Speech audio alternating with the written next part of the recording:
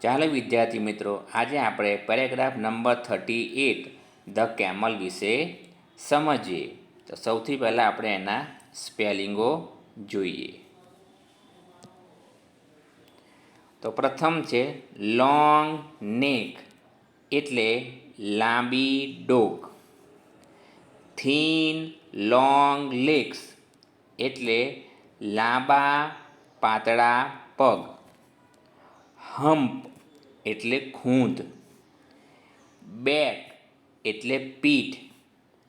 Dessert એટલે રણ. Can walk or run easily એટલે સહેલાઈથી ચાલી અને દોડી શકે છે. સેન્ડ એટલે રેતી. પુલિંગ કાર્ટ્સ એટલે ગાડી ખેંચવા. રાઇડિંગ એટલે સવારી. કેરિંગ લોડ્સ એટલે ભારે સામાન ઊંચકવા. શીપ ઓફ ધ ડેઝર્ટ એટલે રણનું વહાણ. તો સ્પેલિંગો સમજ્યા પછી હવે આપણે ફકરાને જોઈએ.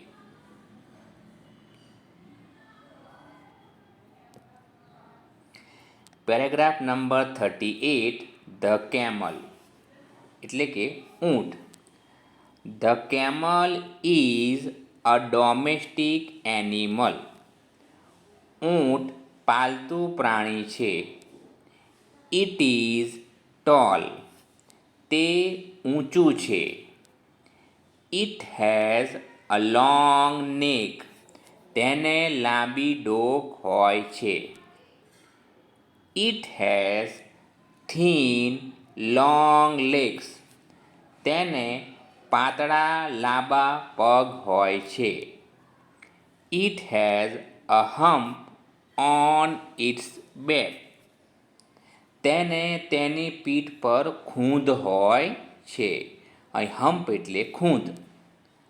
The camel lives in a desert. ઊંટ રણમાં રહે છે. It can walk or run easily on the send.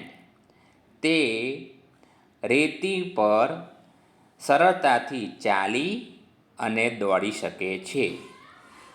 The camel is use for pulling carts. ઊંટ ગાડું ખેંચવા માટે વપરાય છે. It is use for riding and carrying loads. તે સવારી માટે અને વજન ખેંચવા માટે વપરાય છે, એટલે કે ઉપયોગી છે. The camel is called the ship of the desert. ઊંટ રણનું વહાણ તરીકે ઓળખાય છે. તો આ રીતે તમે ફકરાનું વાંચન કરી શકો.